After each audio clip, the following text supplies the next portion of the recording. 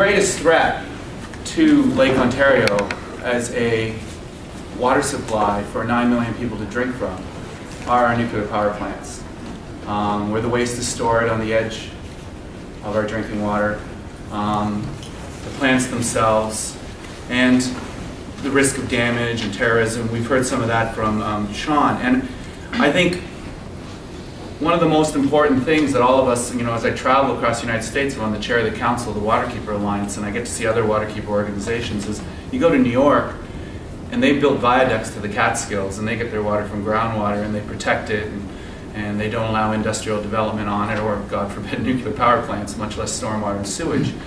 And you see communities, glacial water, where they get their drinking water, and then you see communities with groundwater that's been polluted. And you notice that communities that lose their drinking water, not only do the people move and get sick, but their economies falter, and ultimately these are lost communities. Drinking water is such an important part of every community's success and its longevity. And so for Lake Ontario, the great privilege of living here in Toronto or Hamilton or Kingston is that we live beside this huge freshwater body where we get our drinking water from. And you need to be very concerned that these nuclear power plants are operated in a manner that protects the lake and will protect it for hundreds of years to come. And my point, or my hypothesis to you, my experience over 20 years of working as a lawyer in Ontario, is that we're in very scary times. We are losing the ability to talk rationally about issues and threats that come from nuclear power plants. One of my great teachers here, Norm Rubin's in the front room, he worked for a client of mine, Energy Probe, in the early 90s. And we were lucky, even then, that we had some processes to talk about nuclear issues. We had hydro review hearings here in the province at the Ontario Energy Board. We brought a constitutional challenge to the Nuclear Liability Act, which was threatening all Ontario private property rights. The demand supply plan hearing, which was an Ontario environmental assessment hearing, that looked at building these, basically, as far as I can tell, the exact same nuclear reactors they want to build today, but 20 years ago, and they didn't go forward with them. And there was evidence. There were experts. It was under oath. There was real discussion about big issues and small issues. Issues about cooling water, about seismic threats, about emergency planning, about all the things that you think you need to talk about if you're going to build these huge nuclear power plants. I'm going to tell you today that each and every one of you would have much more right to due process, to independent decision making, to evidence, and to an understanding of issues of a traffic ticket that you would get on the 401 today than you would on a decision of billions of dollars of whether to build a nuclear power plant on your drinking water. And I'm not saying that facetiously. The Canadian Nuclear Safety Commission now does not take evidence under oath, does not allow for cross-examination, gives the public 10 minutes to speak whatever they want to say, and then ultimately in its decisions basically disregards any of it as evidence and treats it as though it was just notice and comment and does away with it. We're in a very scary time that we have such poor dialogue and decision-making process over something that affects our communities so greatly. I want to go to just some of the basic things that I talk about and that I want in these hearings, and I'm trying to get in the Darlington refurbishment and the new build and other aspects of nuclear regulation here on Lake Ontario. Nuclear power plants do impact Lake Ontario. That may surprise some of you. There was a recent commercial from the Power Workers Union that ran all last year that said that nuclear power plants are emission-free. My organization, Lake Ontario Waterkeeper, challenged that under the Canadian Code of Advertising Standards. And we went to the ASC, the Advertising Standards Council, and we put the evidence of OPG before them. OPG says that nuclear power plants emit propanic acid, ammonia, aromatic hydrocarbons, resin, benzene, carbon dioxide, carbon monoxide, hydrazine, morpholine, nitrogen oxides, phosphoric acid, quarterly ammonia compounds, sulfur dioxide, suspended particulate, and total hydrocarbons. The CNSC says nuclear reactors emit tritium, tritium oxides, iodine-131, noble gases, radioactive particulates, carbon-14, liquid releases that contain tritium oxide, noble gases, argon, krypton, neon, helium. These are all their own documents. All of these may not seem as important as, for example, a terrorist attack that might blow up the reactor, or a meltdown. But these are all emissions that come out of these reactors every single day. That an organization like ours that represents the people in Lake Ontario want to know, what are the standards? What are the emissions? Who's monitoring it? And so when you see an ad that says they're emission-free, a blatant and outright lie, someone has to do something about it. I can't do it at the Ontario Energy Board anymore. We can't bring civil tort action. You can't go to the Canadian Nuclear Safety Commission in your 10 minutes. So we did bring a complaint to the Advertising Council. We won. It was the first time anybody had won, and they forced them to take these ads down. I think if we had to do this for every single thing, we're in a public relations campaign, and these are serious issues that need to be discussed in serious venues with experts. They're not pro or anti-nuke issues. They're issues about standards and protection and oversight. These are the other issues we'd love to talk about. Cooling water impacts, fish impingement, fish entrainment, thermal plumes, water quality, habitat loss, navigation impacts, and air emissions. In my 10 minutes, I don't have an opportunity to talk about any of these things, much less bring the experts or review all of their documents on it. And we tried to at the Darlington new build. We brought 5 of the best experts in hydrology, hydrogeology, fish impacts, thermal impacts, cooling impacts. Rick Lindgren's Silas were counsel there as well, and we were all trying to get this evidence across. We wanted our experts under oath. We wanted them to ask questions of them.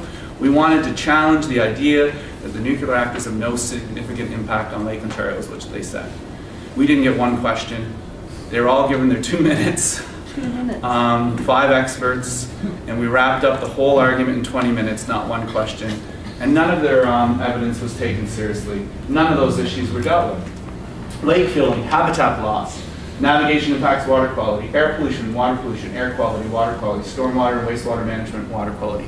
These are the issues I want to get into.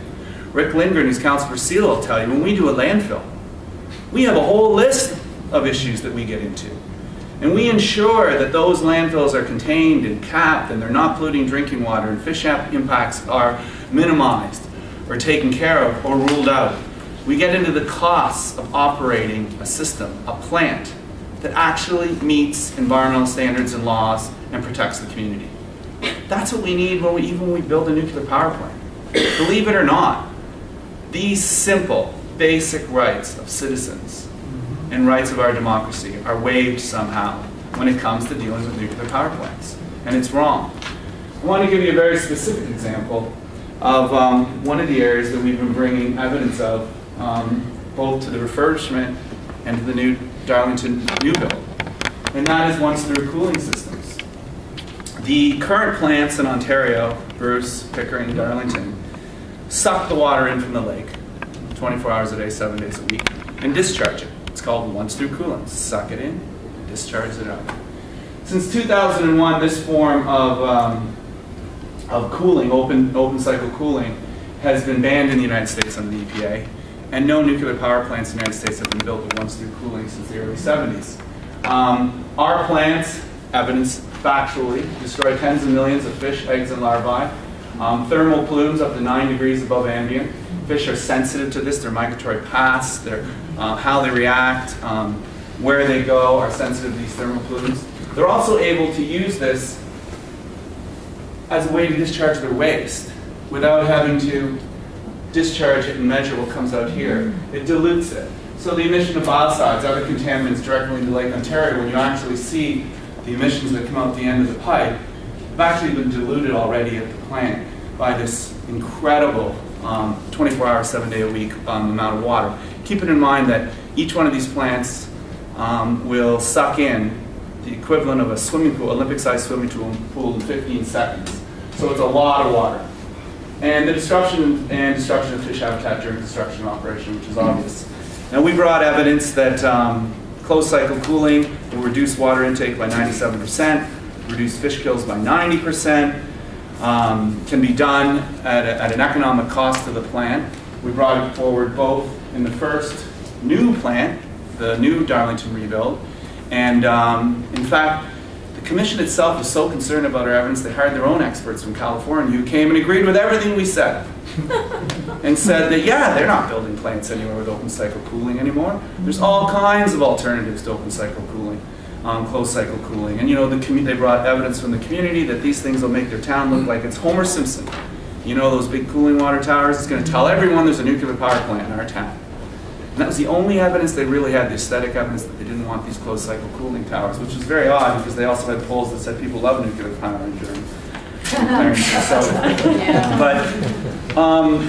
But it was completely and totally ruled out by the CNSC and their decision on the new build. And we are JRing that decision based on that there was no evidence to support it. But under the refurbishment, it's even more outrageous.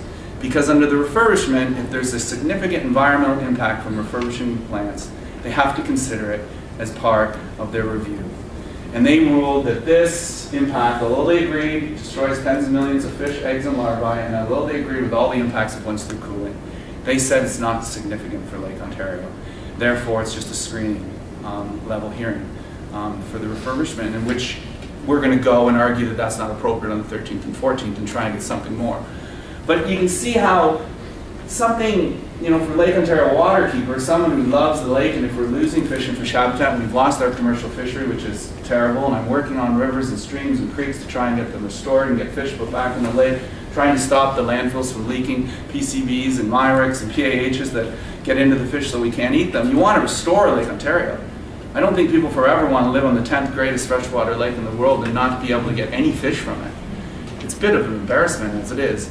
I don't think the nuclear power plant should use our past failures as reason not to protect Lake Ontario. If they get to go ahead with once through cooling, we're going to see 30, 40, 50 more years of this every day, this destruction of fish and fish habitat.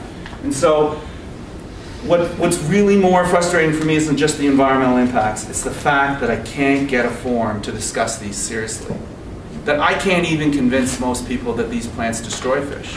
Since I spoke about it with Sean Patrick, who's been doing a great job, by the way, on bringing the public attention to these issues, last week in Durham, you know, we had 3 calls from people say, I heard you speak. Do you have any proof that any fish are killed through this once through cycle cooling? Because, you know, I've talked to people and they're telling me that it's not true. And, you know, it's really frustrating because I still think people believe the clean, efficient, and cheap nuclear power plants, the ads, the stakeholders have such an interest to run these at our Blue Jay games, our hockey games, on every single show, in the paper every day. And this gets to my point. I believe the Canadian Nuclear Safety Commission somewhere along the road, maybe it was after they got rid of Linda Keene, but I think even before that, they realized that the most effective way to support the nuclear power plant, the rebuilding of these plants, is to keep the public out of these forums and to not have serious and evidentiary hearings into the issues around nuclear power plants.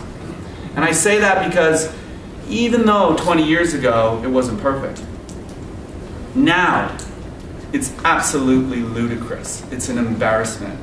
Some days I feel like I shouldn't even participate because when I see the CNSC go around and put up a PowerPoint like this to the IJC or to the American counterparts and say that our hearings are quasi-judicial and we have so many people lining up to speak.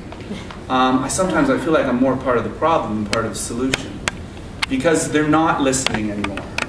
They really aren't having a serious discussion. And that leads us to the most important point. Are we truly doing all we can to limit the damage from these nuclear power plants to our lake? To limit the risks to our lake?